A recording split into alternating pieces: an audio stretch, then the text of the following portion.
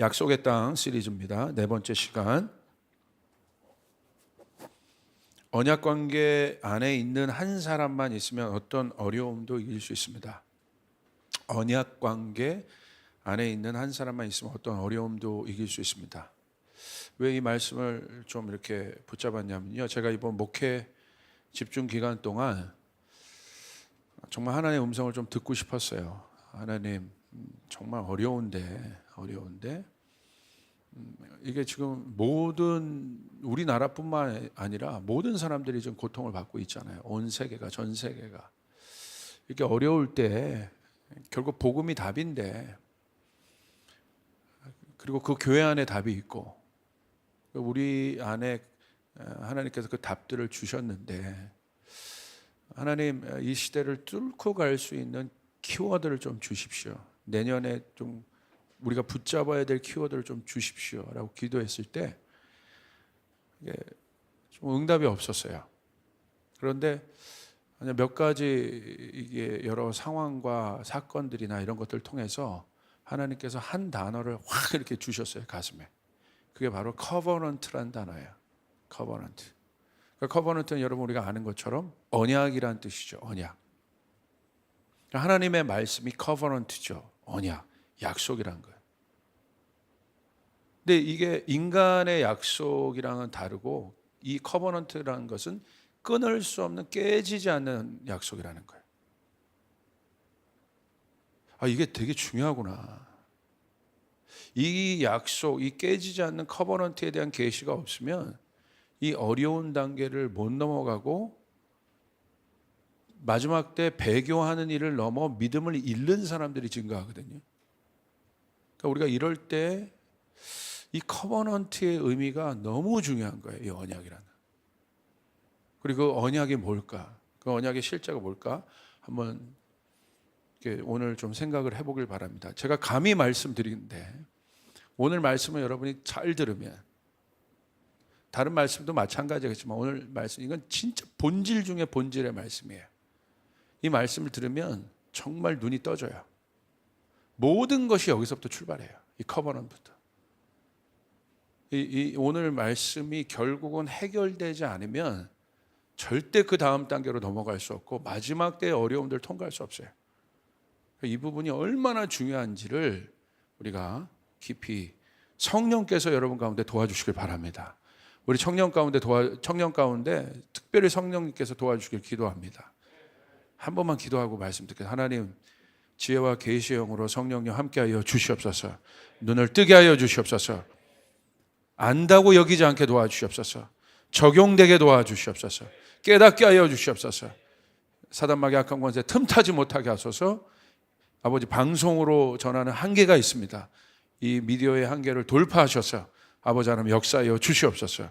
감사합니다. 예수님의 이름으로 기도하옵나이다. 아멘.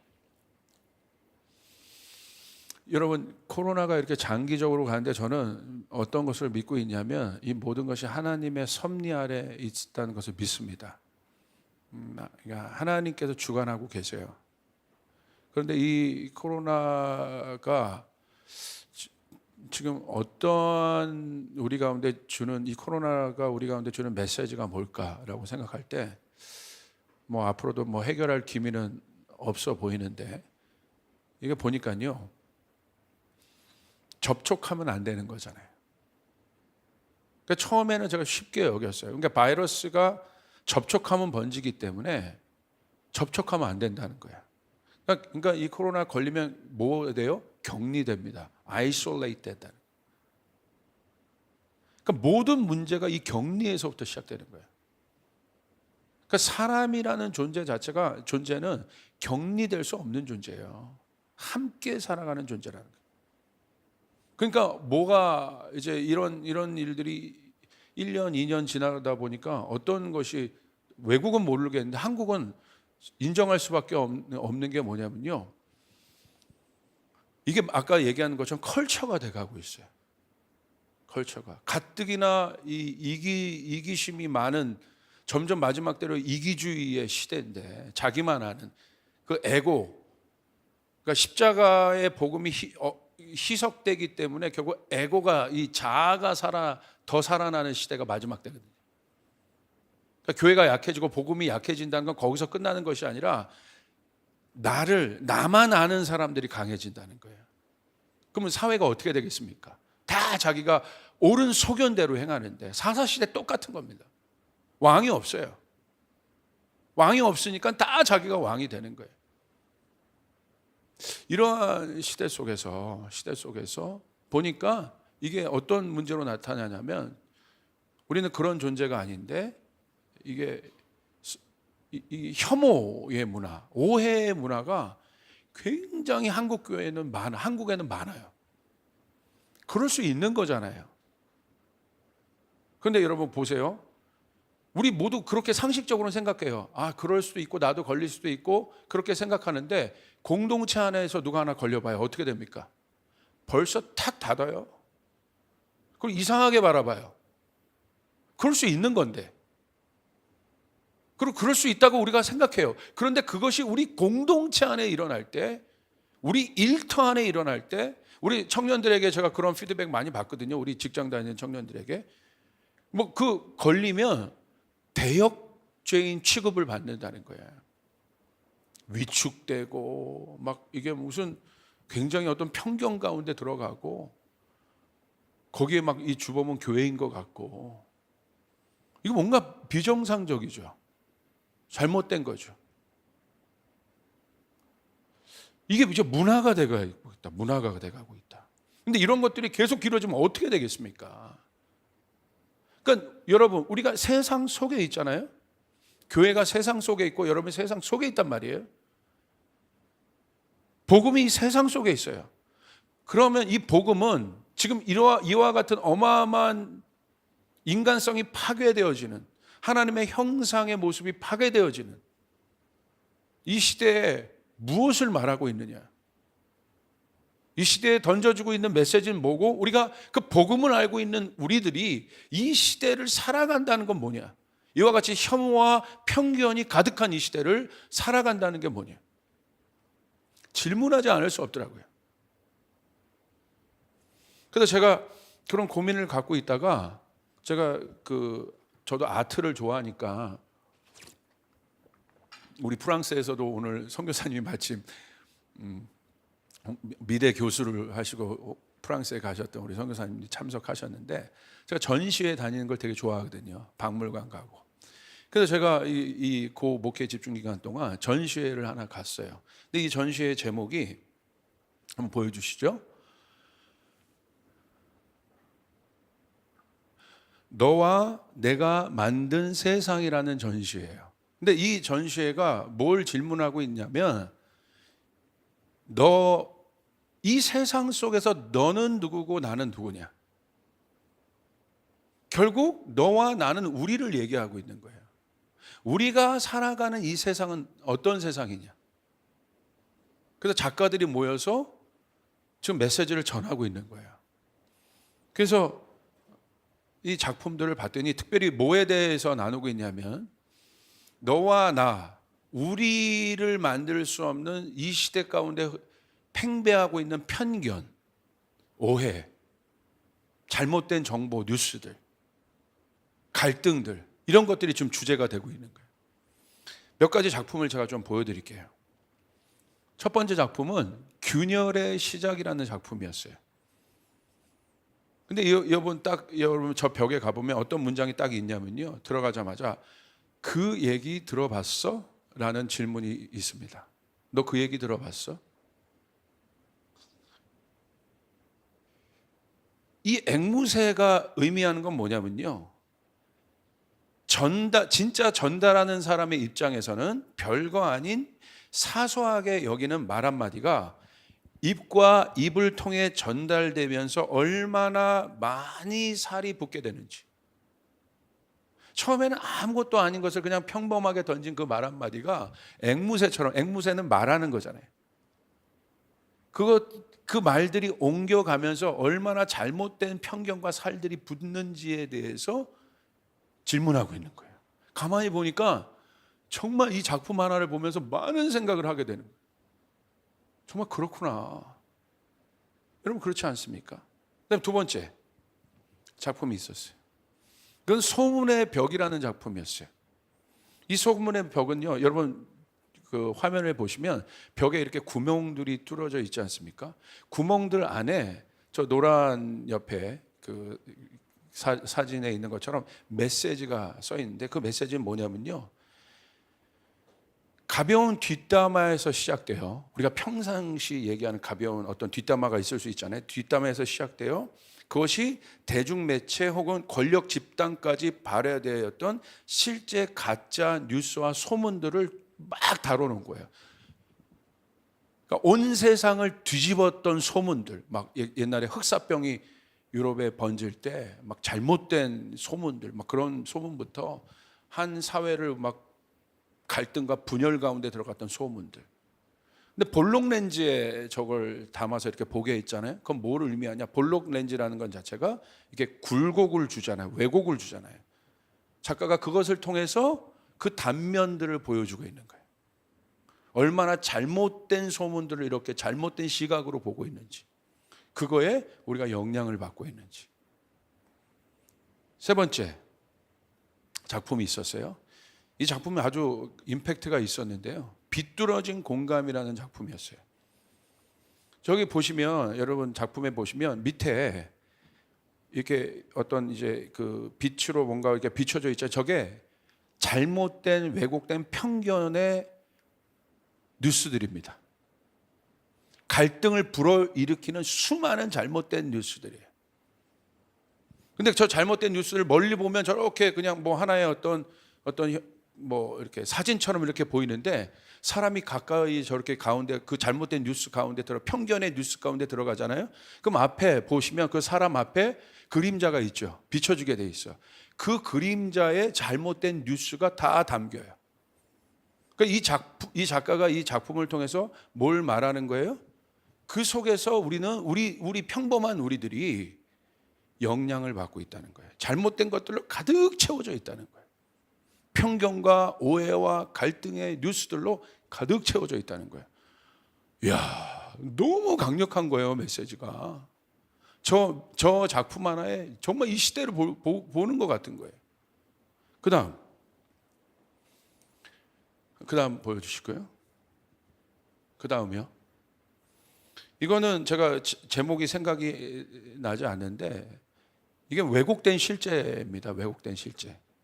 이건 보면 여러분 보신 것처럼 그림자가 뭔가 비춰져 있잖아요. 저 보여지는 그림자, 벽에 보여지는 저 그림자가요, 작은 기차 하나가 이렇게 막 다니면서 이게 프레쉬를 갖고 있는 기차가 막 가면서, 작은 장난감 기차가 가면서 앞에 있는 물체들을 벽에 비춰내는 거예요. 근데 비춰낼 때 저 벽에 막 어마어마한 거대한 그림자들이 비춰지거든요. 근데 막상 비춘 건 뭔 줄 아십니까? 이쑤시개. 자, 우리 주변에서 보는 아무것도 아닌 사소한 물건들을 벽에 비추는데, 비추는 것은 뭘로 나타나요? 막 엄청난 것들로 나타나요. 그러니까 이 작가가 이걸 통해서 뭘 말하고 싶냐면 왜곡된 형상을 말하고 있는 거예요. 이 사회 안에 실제는 아무것도 아닌데 비춰진 것들은 완전히 왜곡되어 있는 거예요. 왜곡된 허상들을 보여주고 있는 거예요. 영상도 좀 있는데 한번 보여주시겠어요? 저런 겁니다.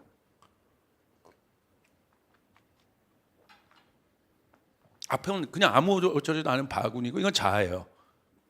자고. 근데 이제 바깥에서 보여지는 것은 뭐 이게 엄청난 거죠. 그 다음 작품 보여주세요. 이게 벌레 먹은 숲이라는 작품인데, 겉에서 볼 때는 그냥 이렇게 그냥 숲 같아요. 근데 가까이 가보면 다 이게 벌레를 뭐가 먹어요? 충이 먹잖아요. 벌레가. 이게 저런 식물들, 그런 것들을 벌레가 먹잖아요. 근데 이 숲은 어떤 숲이냐?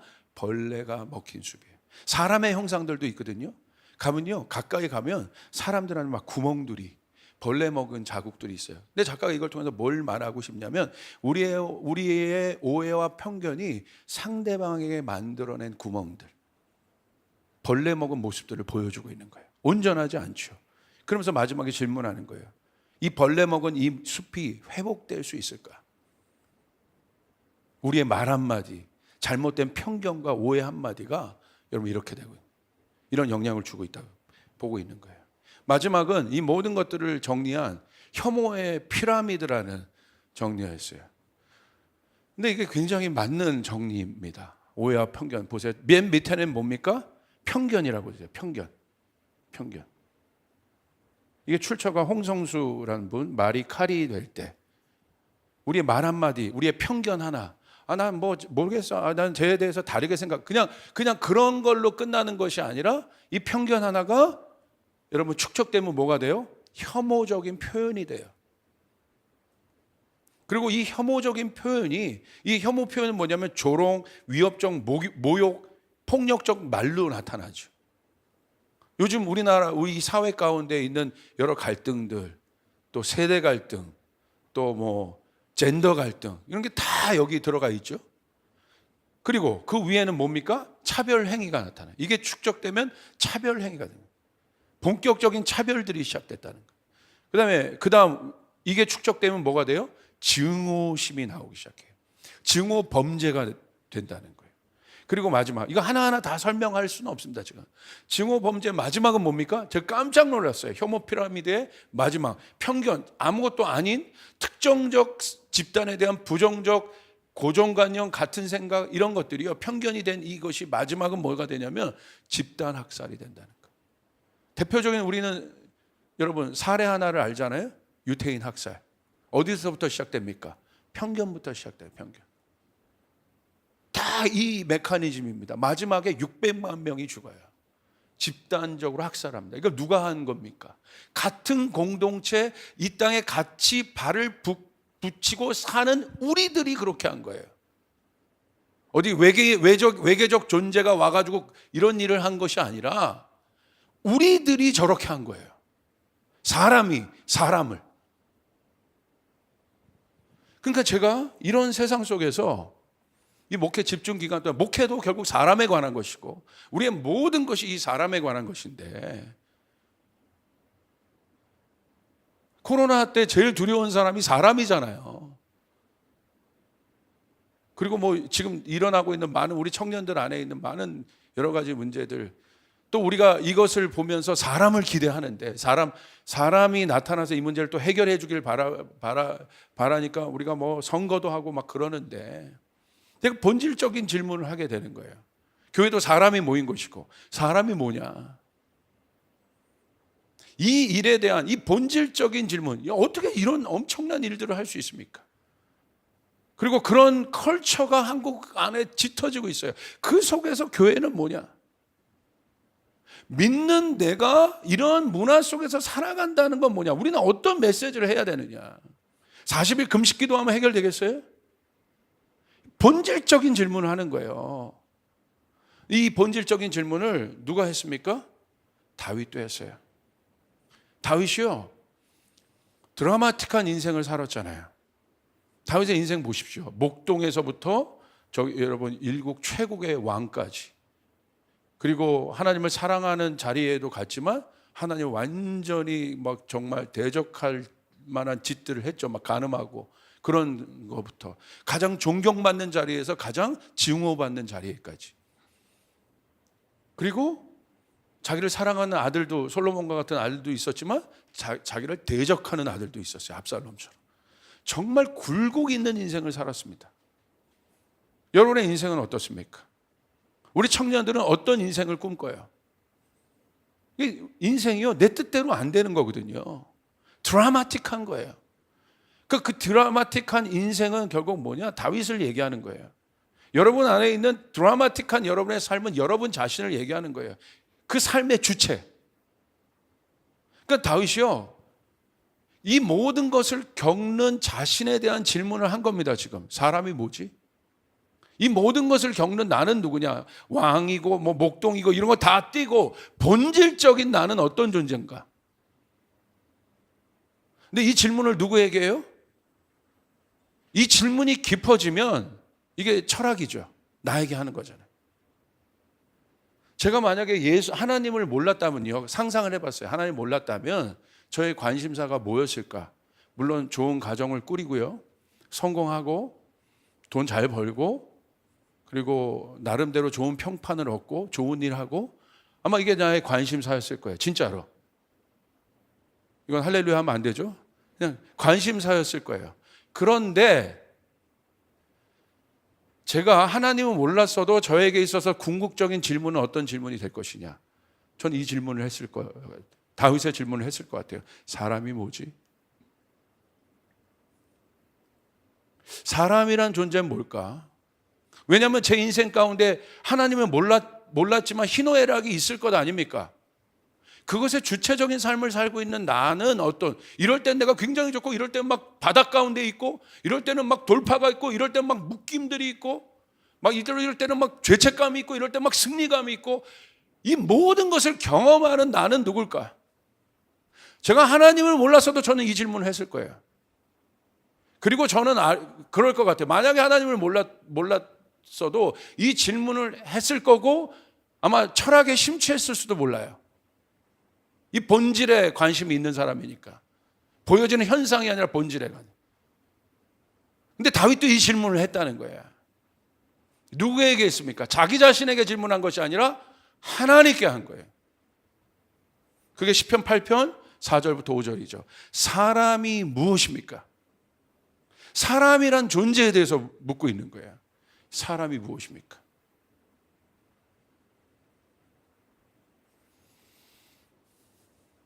여러분 어떻게 답하시겠습니까?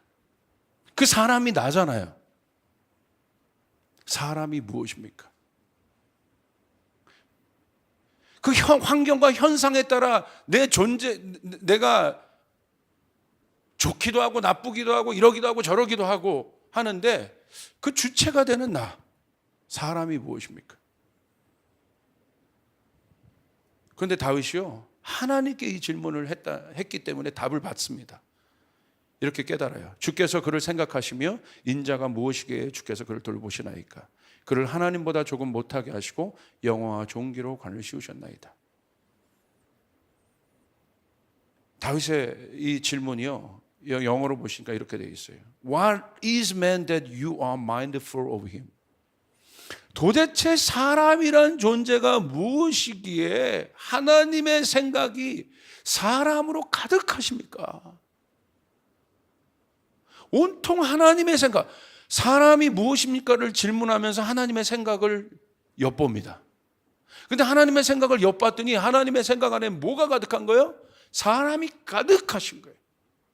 Mindful of him. 사람이 도대체 어떤 존재길래 하나님, 이 어마어마한 하나님의 생각에 사람이 가득하십니까?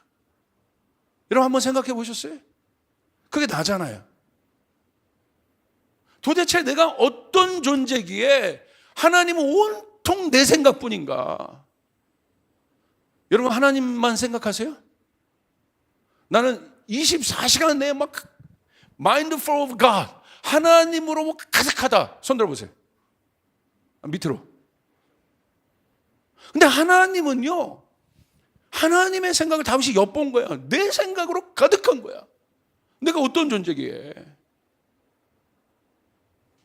여러분 그 사람 생각이 가득할 때 딱 조건이 있습니다. 언제 그 사람 생각이 가득합니까?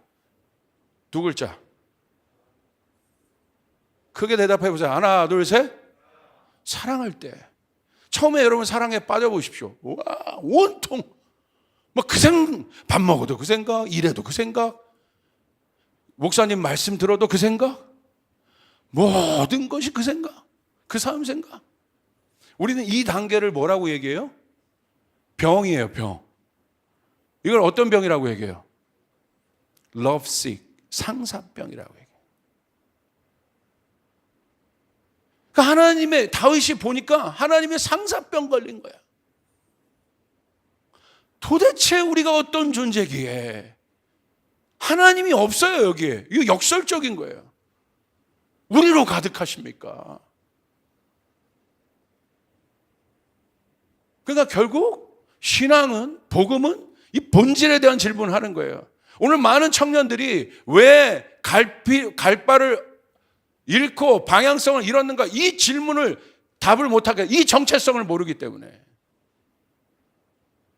그냥 뭐 이거 좋으면 좋고 저거 나쁘면 또 뭐 이렇게 하고 그냥 보여지는 상황과 환경에 확 지배를 받고 들려지는 말의 지배를 받고 문화의 지배를 받고 우린 그런 존재가 아닌데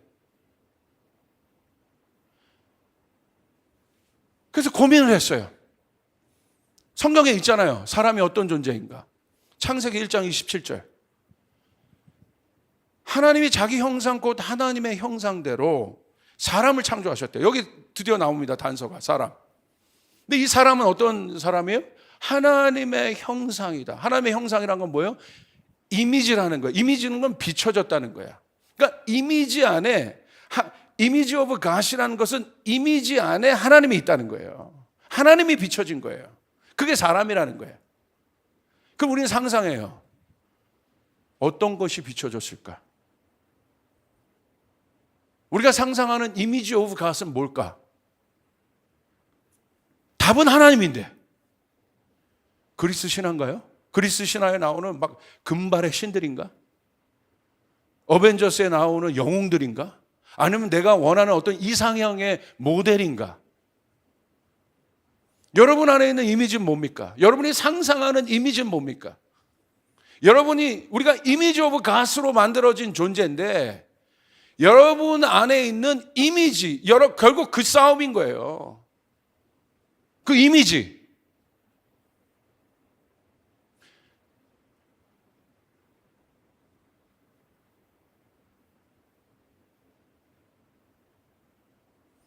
이 질문을 하니까 심각해지더라고. 이미지 오브 갓이 뭐지? 난 뭘 비춰내고, 어떤 이미지를 나는 그리고 있지? 그게 하나님인데. 그 이미지가 나중에 우상도 되잖아요. 진짜 신인가 가짜 신. 여기 단서가 나와 있습니다. 성경이 이렇게 얘기하고 있어요. 그 사람의 모습에 하나님 비춰주신 건데 사람을 창조하시고 남자와 여자를 창조하셨다. 하나님의 본성이 뭐예요? 우리가 생각하는 그런 외형적인 것이 아니라 본질이라는 거예요. 이미지 오브 갓, 하나님의 본성은 무엇입니까? 한 몸을 이루는 존재라는 거예요. 그게 사람이라는 거예요. 왜 하나님을 그렇게 우리에게 그 사람을 그렇게 지으셨을까? 이유는 간단합니다. 하나님이 우리를 지으신 것은 우리와 한 몸을 이루시기 위해서. 할렐루야. 그게 하나님의 목표인 거예요. 그것이 우리를 지으신 하나님의 목적인 거예요. 궁극적으로 한 몸을 이루는 것. 여러분, 이 말씀이 왜 중요한지 아십니까? 한 몸을 이룬다는 그것이 하나님께서 창조하신 사람의 원형적인 모습인데 이 원형적인 사람이라는 존재가 회복될 때 어떤 일이 일어나는 줄 아세요? 방점은 28절에 있어요. 하나님이 그들에게 복을 주시며 하나님이 그들에게 이르시되 생육하고 번성하여 땅에 충만하라. 땅을 정복하라. 바다의 물고기와 하늘의 새와 땅에 움직이는 모든 생물을 다스리라. 그렇게 될 때 땅의 문제들을 해결하는 자들이 나타난다는 거예요. 이게 땅의 복이에요. 지금 우리는 땅의 문제 앞에 직면하고 있는 거예요.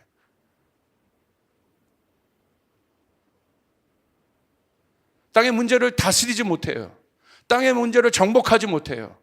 생명이 생육하고 번성하여 충만하여야 되는데 생명 아닌 것들이 번성하고 충만하고 있어요. 뭐가 잘못된 겁니까? 사람의 형상이 깨졌기 때문에. 사람의 형상이 깨졌다는 건 뭐가 깨졌다는 건 한 몸 되는 것이 깨졌다는 거예요. 여러분에게 엄청난 이 팁을 드리는데 보세요. 남자와 여자를 창조하시고 하나님이 어떻게 그들에게 복을 주셨다고 돼 있어요. 단수인 한 사람에게, 한 객체, 남자에게 여자에게 복을 주신 것이 아니라 하나님이 복을 주신 것은 남자와 여자가 다른데 여기서 남자와 여자는 한 몸을 이루는 존재라는 거야. 다르지만 한 몸을 이루는 존재. 그들에게 복을 주셨다. 하나님의 복이 공동체에게 갑니다. 한 몸을 이룬 공동체에게 갑니다. 나에게만 오는 게 아니에요.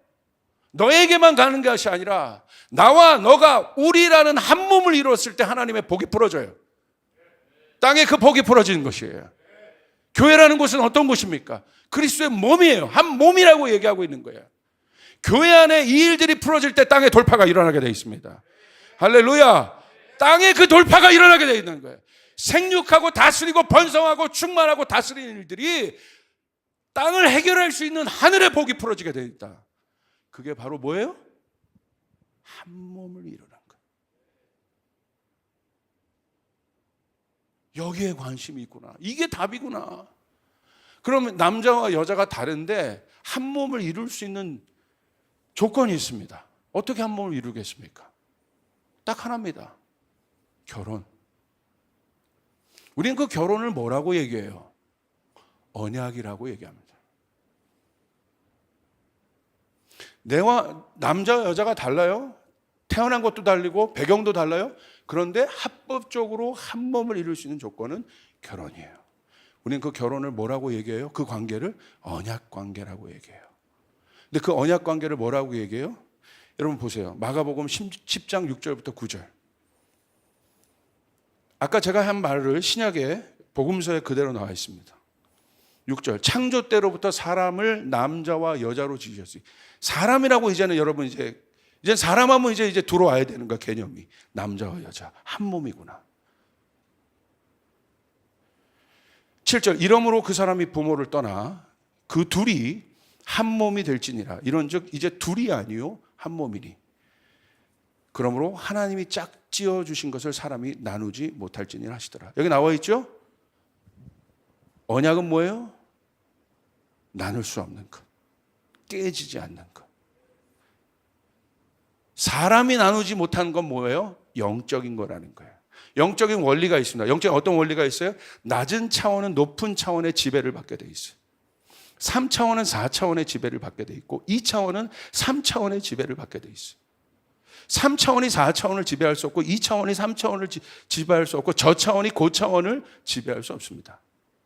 수학을 조금 배운 분들은 다 알아요, 이 원리를.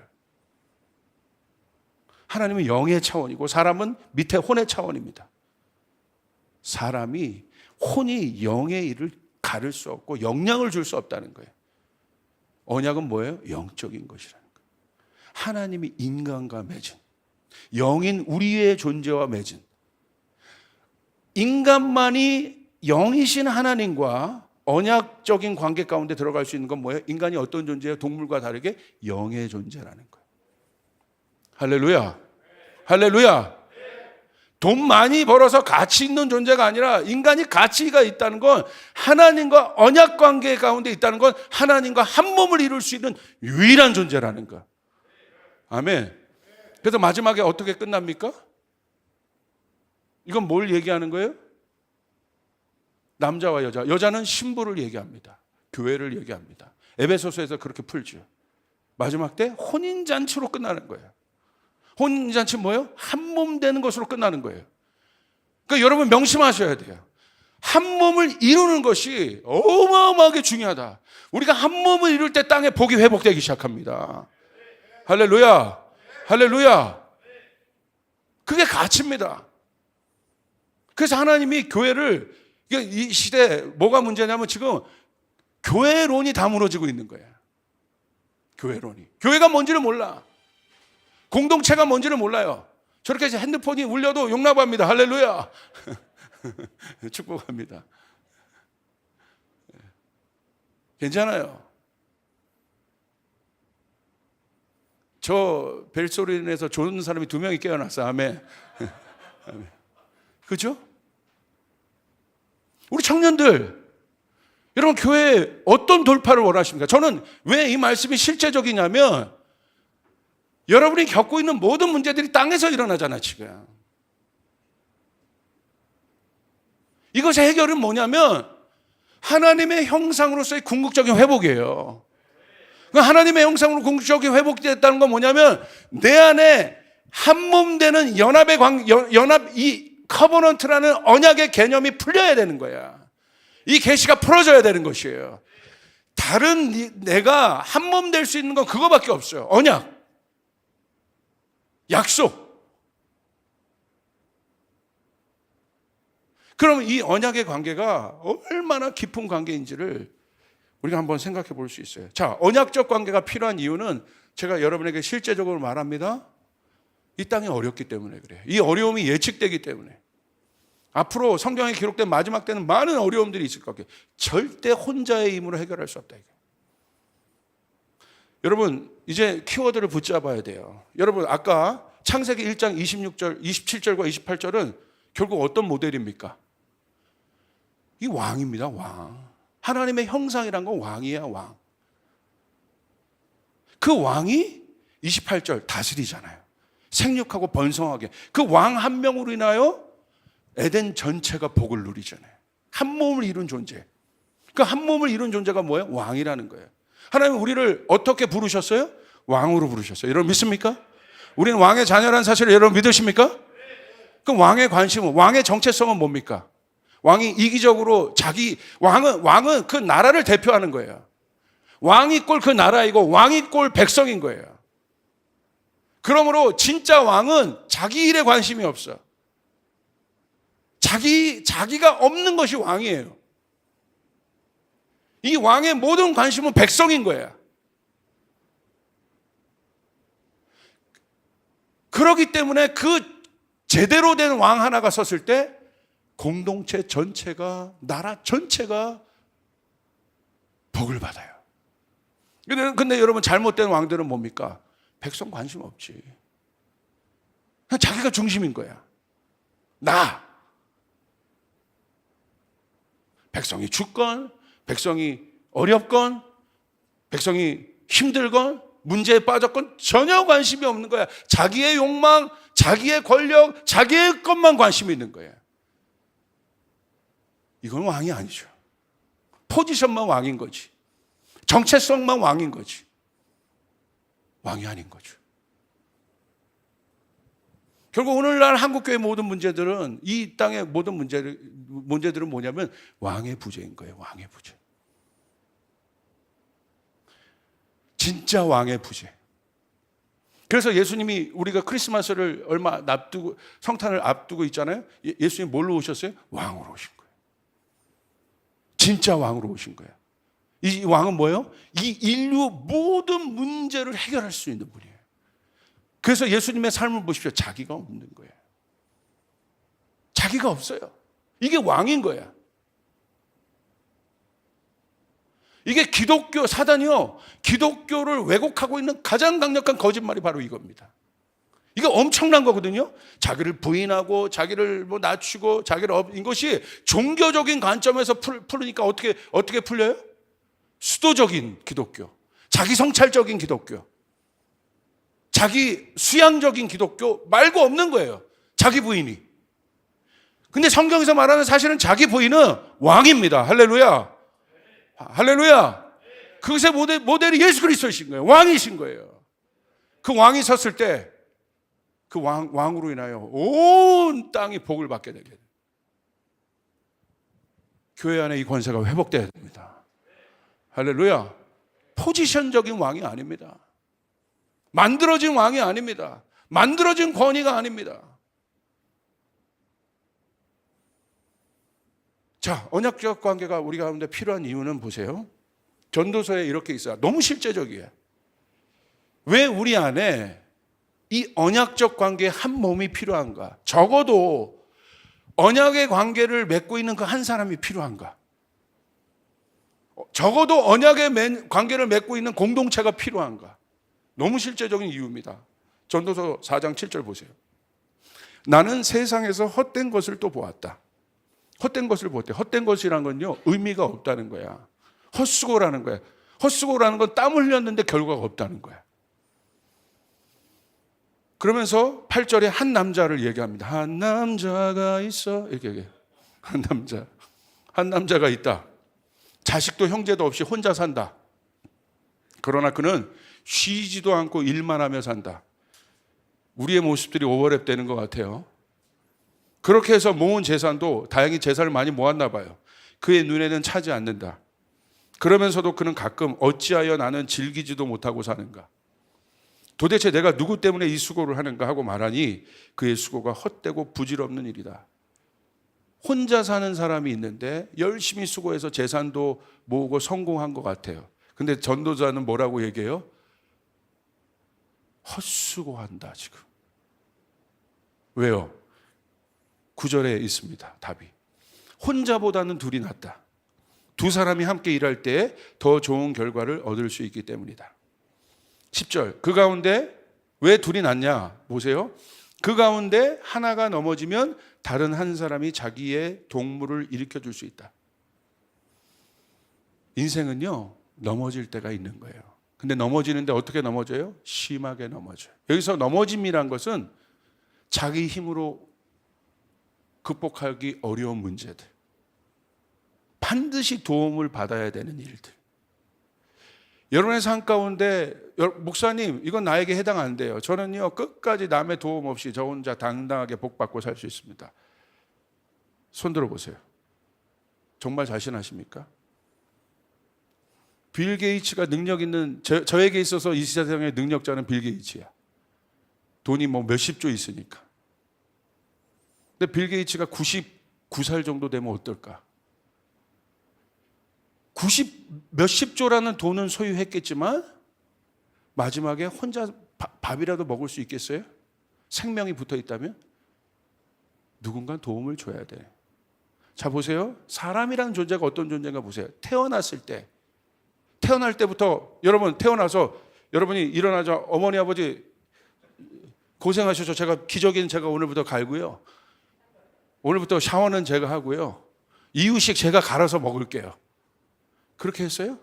처음부터 끝까지 도움을 줘야 돼. 태어날 때. 자, 죽을 때도 마찬가지야. 저는 임종을 많이 봤어요. 목사니까. 처음부터 끝까지 도움을 다 줘야 돼. 똑같다. 사람이란 존재가. 이 중간에서 막 교만하고 나 혼자 살 수 있을 것 같죠. 나 혼자 막 주구장창 내 뜻대로 할 수 있을 것 같죠. 똑같다, 사람이란 거. 처음과 끝이. 도움을 받아야 되는 존재라는 거예요. 하나님이 그렇게 만드셨어요. 한 몸을 이루어야 살 수밖에 없는 존재로 만드셨어요. 동무들이 이 사람이 넘어지면서 일어날 수 있는 방법은 딱 하나입니다. 40일 금식 기도로 안 되는 거야. 실제적인 도움을 줄 수 있는 사람이 와서 일으켜줘야 되는 거예요. 보십시오. 얼마나 우리가 추상적으로 복음을 알고 있는지. 복음의 핵심은 예수 그리스도잖아요. 예수님이 말로만 했습니까? 말로 저 사람 일으켜 권능 줘 그렇게 했습니까? 예수님이 친히 오셔서 눈먼 자에게 제일 필요한 건 도움인 거야. 예수님은 어떻게 하셨어요? 직접 가셔서 눈을 뜨게 하셨어요. 옆에 있으셨어요. 함께 하셨어요. 배고픈 자와 함께 하셨어요. 추상적인 예수님이 아니라 몸이 되셔서 함께 하셨어요. 현현이 돼서 함께 하셨어요. 이게 복음이요. 동의하면 아멘 합시다. 동의하면 아멘 합시다. 우리가 얼마나 복음을 잘못 알고 있기 때문에 왜곡해서 복음을 알고 있는 거예요. 이게 사실은 어마어마한 왕의 권위인데. 그 다음에 보십시오. 그러나 혼자 가다가 넘어지면 딱하게도 일으켜줄 사람이 없다. 또 둘이 누우면 따뜻하지만 혼자라면 어찌 따뜻하겠는가? 여기 나와요. 둘이 누우면 따뜻하대. 목사님, 저는 둘이 누우면 더워 죽겠어요. 아니요, 여기서 말하는 따뜻함은 존재적인 추위를 얘기하는 거예요. 돈으로도 해결되지 않는 추위. 100평짜리 펜트하우스로도 해결되지 않는 추위를 말하는 거예요. 연예인들, 성공한 사람들이 그 추위를 느끼잖아요. 나 너무 외로워. 너무 힘들어. 다 가졌는데. 이 추위를 해결하는 길은 뭐밖에 없어요? 둘이 누워야 따뜻하다. 그런데 공동체에서도 그런 사람들을 봐요. 세상 공동체는 아직 하나님을 모르기 때문에 그럴 수 있다고 치지만 교회 공동체 안에서도 그 둘의 개념을 모르는 거야. 그 한 사람의 개념을 모르는 거예요. 그냥 싫으면 안 보는 거야. 그냥 싫으면 문 닫는 거야. 나랑 쟤랑 안 맞아요. 그냥 그렇게 끝내.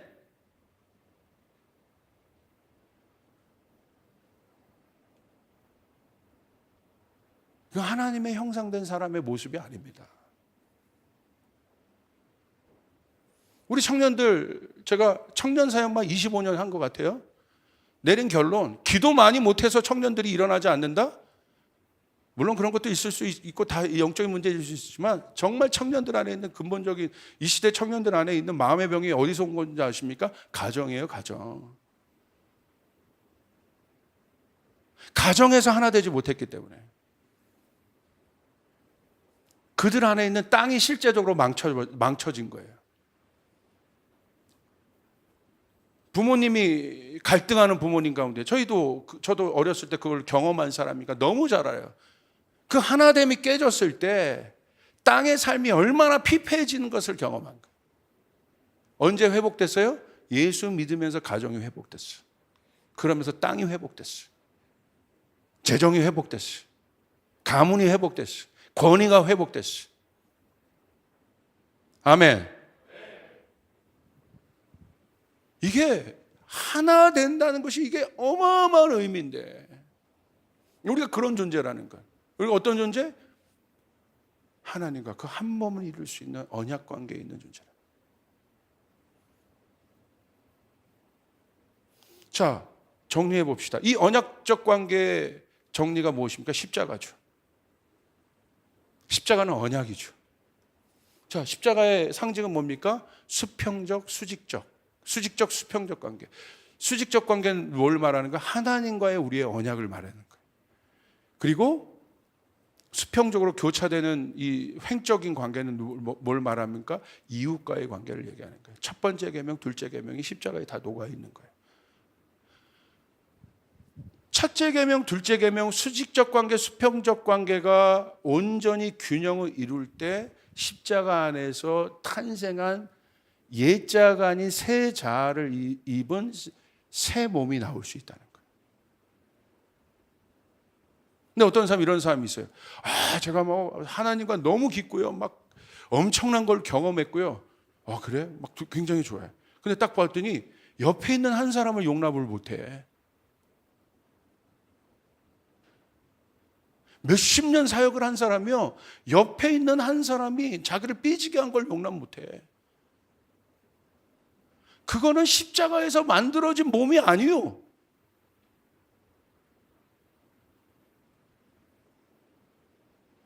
교회가요, 세상으로부터 혐오의 집단이 되고 있어요. 지금 혐오의 대상이 되고 있어요. 너무 안타까운 거야, 그런 소식을 들을 때마다. 이 코로나 때 특히 저희 교회가 기도가 약합니까? 한국 교회가 기도 많이 해요. 예배 열심히 드려요. 그것 이상 우리 안에 회복되어야 될 하나님의 형상의 본질이 뭐냐? 언약입니다.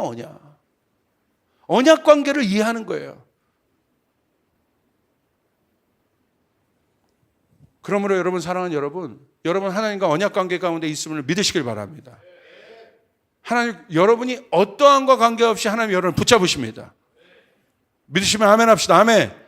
내가 의심만 안 한다면 탕자와 같은 삶을 살아도 하나님은 여러분을 언약 관계 가운데서 함께하고 계세요.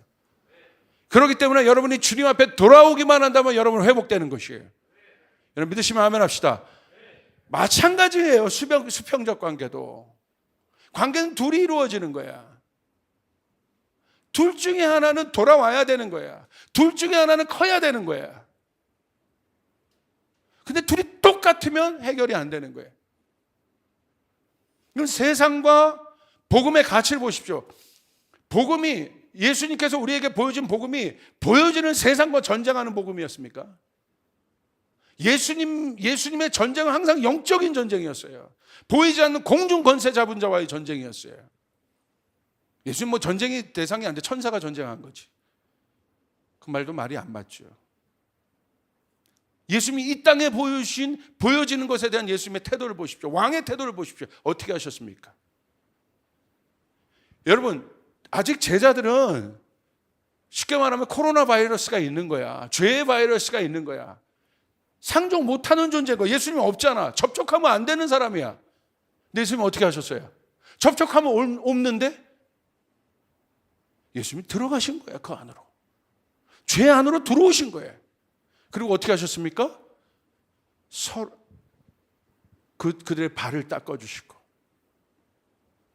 그들을 용서하시고 먹여주시고. 그래서 우리에게 예수님이 어떻게 부탁하셨어요? 서로 발을 씻겨라. 서로 사랑해라. one another이라는 단어를 꼭 썼단 말이에요. 서로 가르쳐라. 한 사람이 가르치는 것이 아니라 서로 가르쳐라. 같이 해야 한다. 함께 해야 한다. 저희 교회 가운데 있는 이 작은 배 무브먼트 SRB는 여러분 어떤 조직을 작은 배로 나누는 어떤 그런 조직이 아니에요. 이 가치가 풀어지지 않으면 우리가 생각하는 열방 선교를 절대 갈 수 없습니다. 우리가 리포트를 봤잖아요. 우리에서 파송한 예문 선교사가 우리 가운데 공동체 가운데 던져준 메시지가 어마어마하게 깊은 겁니다. 예문 선교사는 어렸을 때부터 선교계에서 선교지에서 자랐어. 그러면서 선교지에서 어떤 일이 일어나는 걸 본 거예요. 뭘 부탁하고 갔어요? 서로 사랑하라는 걸 부탁하고 갔어. 왜 그러냐? 그냥 그것이 윤리적으로 어떤 우리가 어떤 공동체적인 어떤 사랑이 아니라 앞으로 조이풀 교회가 감당할 열방을 섬교하기 위해서도 이 가치가 풀어져야 된다. 그거 왜 그러냐면 자기가 어렸을 때 보니까 사역들은 선교사님들이 다 잘해. 근데 맨날 싸워. 그거 본 거예요. 어렸을 때부터. 원수처럼 싸운 걸 본 거예요. 사역은 잘하는데 한 몸을 이뤄내지 못하는 걸 본 거예요. 잘 보십시오. 한국은요. 아시아 쪽에서 쉽게 말하면 복음 안에서는 맹주입니다. 어마어마한 아시아의 나라들이 지금 일어나고 있습니다. 다 그들이 한국의 사역들을 경험하면서 와요. 그럼 한국이 뭘 가르치고 다음 넥스트를 지금 던져줘야 되는데 어떤 가치를 던져주겠어요? 사역 잘하는 거? 이미 잘한다니까? 예배 이미 잘해요. 제가 인도네시아 예배 보여드렸잖아요. 힐송보다 더 강력한 시스템을 갖고 하는 그 교회에서 제가 사역한 거 여러분 예전에 보여드렸던 지체들이 있을 거예요. 시스템으로 상대가 안 됩니다. 이미 그런 교회들이 아시아 가운데 일어나고 있어요. 뭘 말하겠어요? 은사 다 있습니다. 넥스트 레벨, 한국이 다음 단계 지도자 역할을 하고 있는데 다음 단계 한국이 던져줘야 할 메시지는 무엇입니까? 하나 되는 거예요. 우리 다 해봤잖아요. 한국 교회 안에 있는 가장 강력한 갈등은 뭐예요? 분열이에요. 교회가 분열되니까 사회가 분열되는 거예요. 우리가 공동체를 온전히 복음을 알고 있는 우리들도 못 이루어내는데 세상의 요구예요? 정치가 세상을 하나 되게 할 수 있겠습니까? 지도자 한 명이 나와가지고 여러분 이 문제를 해결할 수 있겠습니까? 지도자가 이번에 나왔는데 더 갈등이야. 이 어마어마한 문제, 사단이 이 죄의 바이러스를 넣어서 우리 가운데 하나님과 우리의 사이를 갈라놓은 이 갈라놓음이 우리 안에 어떠한 여러분 구조가 지금 되어 있는지, 어려움이 있는데 돌보지 않는 거야. 공동체 안에도 우리가 서로 복음을 아는, 하나님의 사랑을 아는, 언약을 아는 우리들도 그것에 대해서 관심이 없고 그냥 스몰 하나 맺어준 그거 하나도 버거워가지고 감당을 못하는데 무슨 세상을 바꾸고 열방의 선교를 할 수 있겠습니까? 누가 우리 교회에서는 선교사로 나갈 수 있겠습니까? 능력 많고 신학적 소양을 갖추고 천만에 같이 살아서 화합한 것들을 경험해 보지 못한 사람, 가족됨과 코이노니아와 하나됨을 경험하지 못한 사람은 절대 우리들이 보낼 수 없어요. 가면 피 터지게 싸울 텐데. 그렇잖아요. 우리 조이풀이 준비해야 될 것이 무엇입니까? 열정만 갖고 가요. 혼자 하나 선교를? 나와 다른 사람을 만나야 되고 다른 민족을 만나야 되고 우리 조이풀이 꿈꾸는 선교, 열방을 섬기는 건데 복음을 가지고, 복음이 뭐냐는 거야. 복음이 이 코로나 때 너무 깊게 생각해 볼 수 있는 거예요. 우리 공동체가 하나 되는, 한 몸을 이룬다는 게 도대체 어떤 레벨인가? 근데 제 안에 있었던 계시는 뭐였냐면, 창세기 1장 27절에 하나님의 형상, 한 몸 된 존재가 회복되면 땅의 문제가 회복됩니다. 할렐루야. 믿으시면 아멘 합시다. 아멘. 그 권위가 회복되는 거야. 그 권위가 왕의 권위라는 거야. 진짜 왕. 여러분이 꿈꾸는 왕은 뭐예요? 히어로입니까? 막 어떤 슈퍼파워를 갖고 와가지고 이거 막 해결하는 왕이에요? 아니죠. 성경에서 말하는 왕, 우리의 모양, 예수 그리스도는 어떤 모양이에요? 자기가 없으셨어요. 자기를 비우셨어요. 자기를 낮추셨어요. 그곳에 우리를 다 채우셨어요. 그리고 뭘 만드셨어요? 우리를 만드셔요. 그분은 나가 없어요. 너만 있어. 그러니까 이 나 안에 나를 비워내고 너를 담아내니까 뭐가 만들어졌어요? 우리가 만들어진 거예요. 그 우리가 세상이고 하나님 나라예요. 아멘. 할렐루야. 그래서 교회는 그 하나님 나라의 실제를 볼 수 있는 곳이에요. 모형을 볼 수 있는 거예요. 그래서 예수님 그렇게 기도하신 거예요. 하늘에 계신 우리 아버지, Our Father in Heaven, 우리 아버지.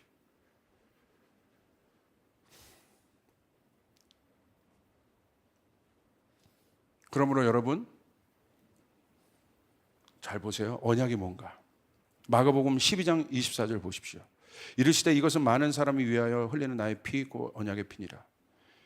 그 예가요, 예수님의 만찬에 있습니다. 예수님 마지막 만찬에 뭘 주셨어요? 자기의 피를 나누셨어. 그리고 받아 마시라고 했어.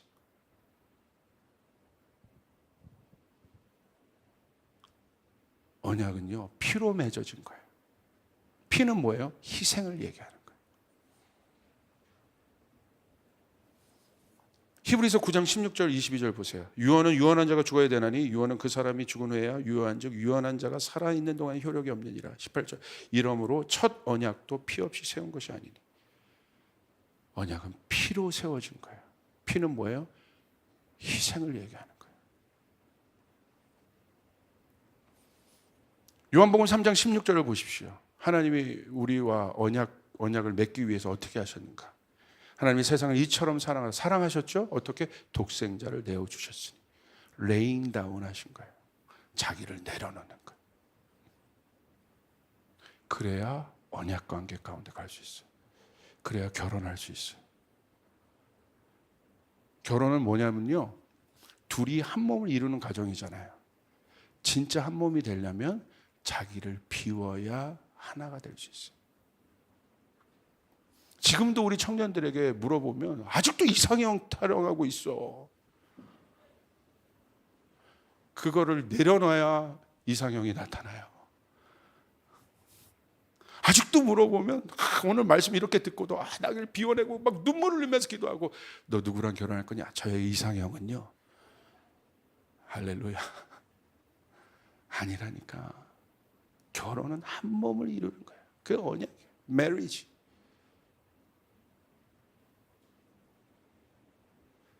태성전서 아멘? laying down 하는 거, laying down. 내려놓는 거.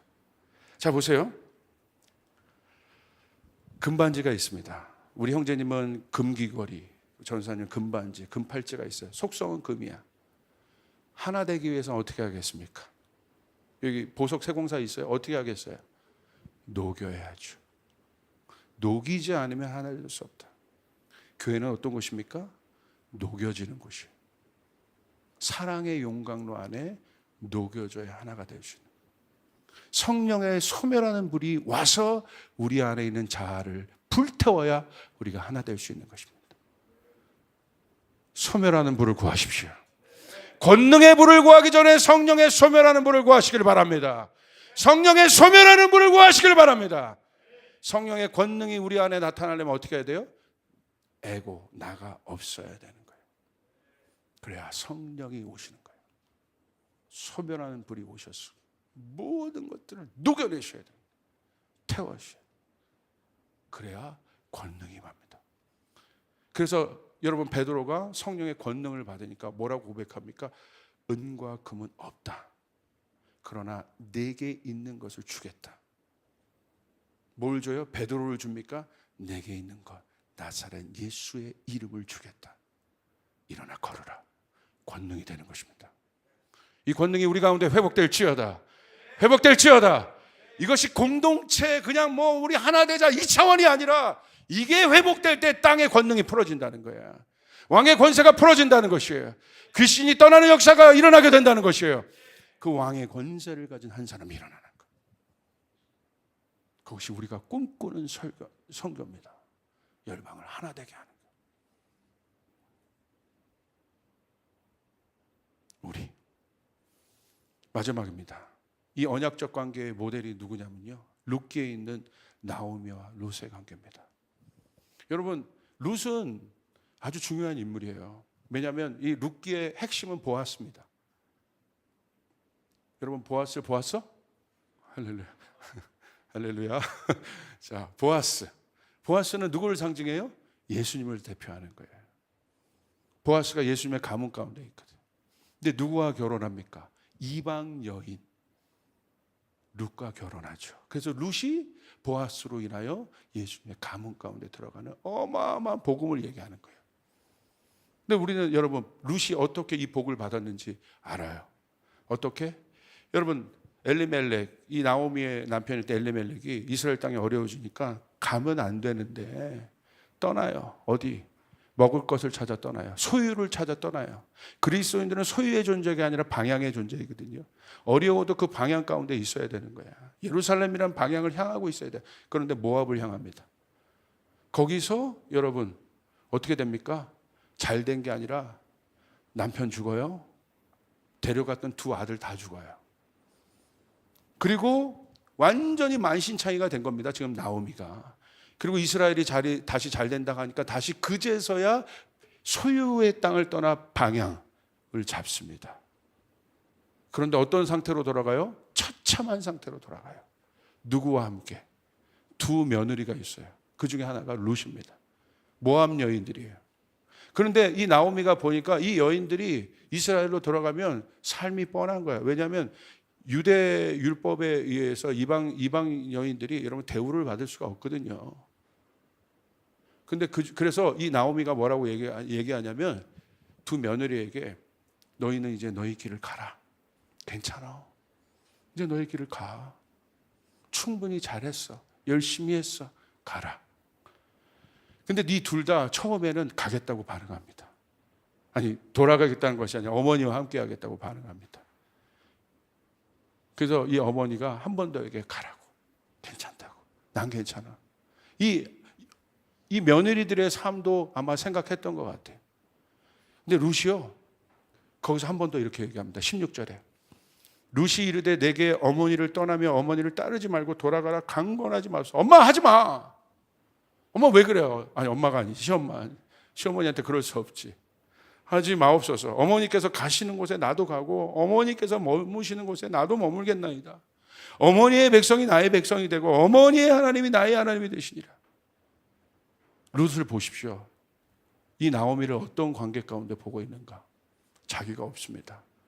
어머니의 백성이 나의 백성이고요. 어머니가 가시는 길이 나의 길이고요. 어머니의 하나님이 나의 하나님이십니다. 나의 하나님이 어머니의 하나님이시고 내가 가는 길이 어머니의 길이 아니라 거꾸로 얘기하죠. 내가 없어요. 그리고 17절 어머니께서 죽으시는 곳에 나도 죽어 거기 묻힐 것이라. 만일 내가 죽는 일 외에 어머니를 떠나면 여호와께서 내게 벌을 내리시고 더 내리시길 원하나이다 하는지라. 나오미가 룻이 자기와 함께 가기로 굳게 결심함을 보고 그에게 말하기를 그치니라. 여러분 언약 관계는 뭔지 아십니까? 언약을 지킨다는 것. 여러분 그것이 결국 첫째 며느리는 그러지 않았지만 룻이 어머니를 따라 언약 관계를 따라 언약 관계를 중시하며 갔을 때 결국 어떻게 합니까? 여러분 추수에 떨어진 이삭 줍다가 누굴 만나요? 보아스를 만나요. 보아스는 당대 부호였습니다. 그리고 보아스의 눈에 들어 결혼하게 엄청난 축복을 받게 되는 거예요. 관건이 뭐였어요? 자기의 이득, 자기의 어떤 것, 자기의 계산을 따라간 사람이 아니라 누굴 따라왔습니까? 언약을 따라, 언약을 지키며 내 옆에 있는 그 한 사람을 소중히 여기며 그 한 사람 나오미와 공동체를 이루며 따라간 그에게 어떤 복이 풀어집니까? 예수의 가문에, 왕의 가문에 올라가는 어마어마한 축복이 풀어진다는 거예요.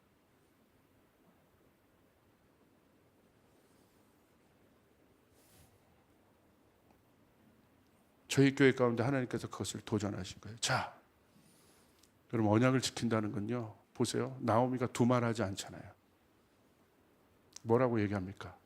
굳은 결심을 보고. 언약은요, 굳은 결심을 하는 거예요. 여러분의 언약이요, 흔들려요. 여러분, 이 공동체와 어떤 관계에 계십니까? 어떤 관계 가운데? 여러분의 지체와 여러분은 어떤 관계 가운데 있으시며 앞으로 여러분의 남편과 아내 될 분들과는 어떤 관계 가운데 계실 것입니까? 여러분, 기억하십시오. 이 문장을. 언약 관계가 아니면 한 몸 될 수 없습니다. 언약 관계가 아니면 한 몸 될 수 없습니다. 결정적인 타임에 나타나요. 부부도 마찬가지입니다. 굳은 결심을 해야 되는 거예요.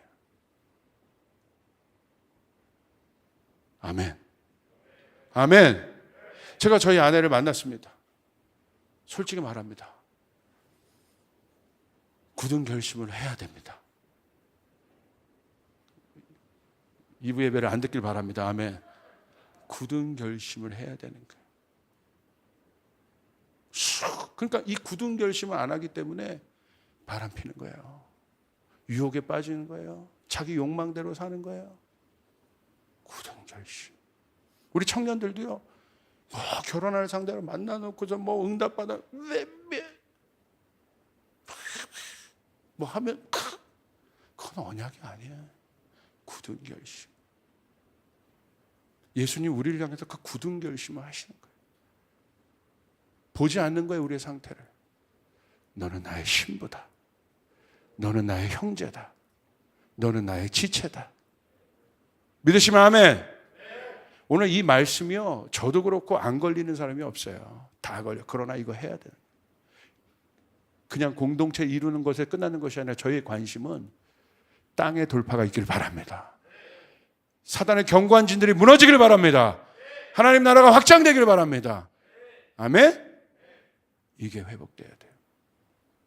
그리고 어떻게 합니까? 언약은요, 패션만 갖고는 안 돼요. 처음에는 패션을 갖고 만나요. 자, 보세요. 언약이란 건 영원한 관계를 말하는 거예요. 끊을 수 없는 관계. 처음에는요, 그 패션, 열정이요, 우리를 만나게 해요. 여러분도 연인들 만날 때 그 열정을 갖고 만나죠. 처음에 확. 목사님이랑 만날 때도 그 열정을 갖고 만나요. 어떤 열정? 목사님 믿어 막 하고도 나 따라가겠습니다. 다 만나요. 공동체의 열정을 갖고 만납니다. 그런데요, 언약은요, 열정만 갖고 되는 게 아니에요. 열정과 함께 뭐가 따라와야 돼요? sacrifice가 따라와야 되는 거예요. 열정과 희생이 함께 가는 거예요. 이게 언약이에요. 예수님 우리를 향한 열정이 있으셨어요. 거기서 끝난 것이 아니라 sacrifice.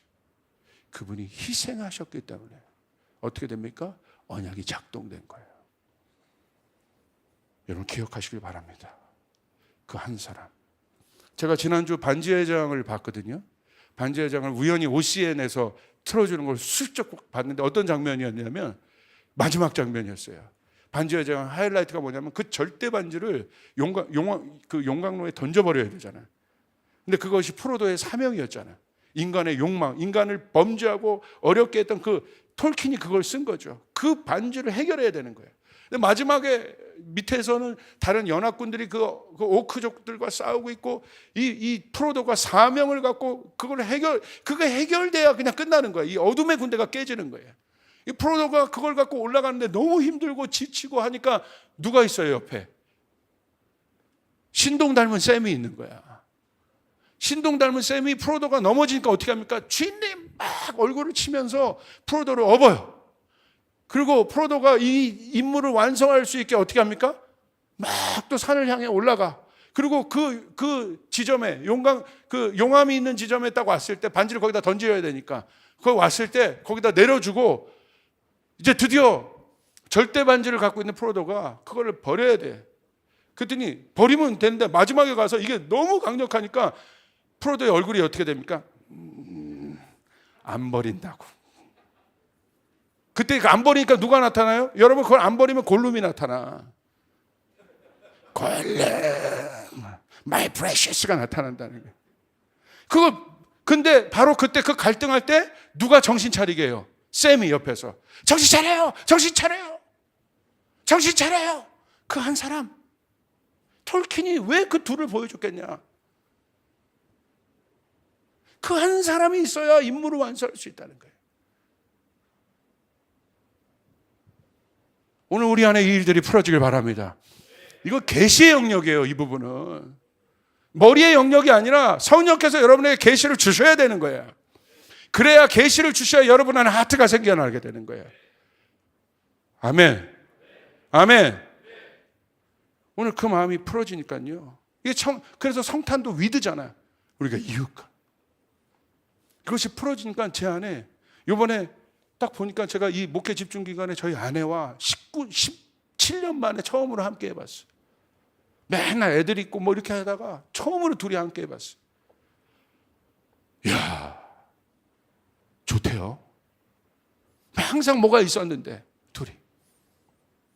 이 소중한 사람이 내 옆에 있었구나. 내가 어려울 때 힘들 때 이 사람이 있었구나. 그러면서 막 너무 고마워하지. 이 사람 때문에 내가 존재하고 있었구나.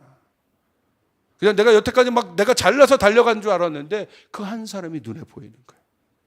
그때 들려왔던 것이 성시경의 두 사람. 서로의 쉴 곳이 되어줄게. 여러분 가요를 통해서도 하나님 말씀하시더라고. 서로의 쉴 곳이 되어줄게. 먼 길이 하나고 없지만 뭐 하여간 마지막 서로의 쉴 곳이다. 그만 반복해서 들어. 서로의 쉴 곳이 되어줄게. 그 한 사람. 그게 막 풀어지다 보니까 갑자기 우리 교인들 향해서도 그 마음이 드는 거예요. 교인이 어떤 집단으로 군중으로 보이는 것이 아니라 한 사람으로 보이는 거예요. 이게 막 내 안에 기쁨으로 올라오기 시작하는 거예요. 그 한 사람이 필요하구나. 주님이 그 한 사람이 되어주셨구나. 나오미 옆에 그 룻 한 사람. 그 한 사람이 이 어마어마한 복을 받았구나. 하나님의 복은, 왕의 권위는 여기에 풀어지는구나. 언약 관계 안에 풀어지는구나. 할렐루야. 여러분 우리 청년들 안에 이 일들이 풀어지길 바랍니다. 언약 관계. 우리 공동체가 언약 관계다. 누가 코로나 걸리면 이런 차원이 아니라고. 서로를 어떻게 하면 도와줄까? 서로를 어떻게 하면 세워줄까? 내가 아니라 서로 어제까지 막 형제고 그러면서 어느 순간부터 막 이게 아니라 이때 우리가 돌파해야 될 것은 언약 관계. 그렇다고 해서 뭐 코로나 묻혀 우리 그런 무모한 거 나도 막 묻힐 거야 막 그러지 말고 그런 건 아니지. 그런 개념은 아니에요. 우리 안에 그 하트, 우리 안에 그 공동체성, 한몸됨이 풀어질 때 제가 믿는 건 땅의 역사가 풀어지고 열방의 역사가 풀어지게 될 줄 믿습니다. 선교지에 우리가 만들려고 하는 플랫폼은 우리 거가 아니라 선교지. 우리 예배는 하나 되게 하는 거예요. 하나 되게 하는 거. 한 몸 되게 하는 거. 오늘 그 일들이 우리 가운데 깊이 풀어지길 바라고. 너무 감사한 건 이 메시지요. 죄송한데 다른 교회가 하면 진짜 뻑뻑할 겁니다. 그런데 우리 청년들은 이거 받아내요. 감사해요. 받아낼 수 있어요.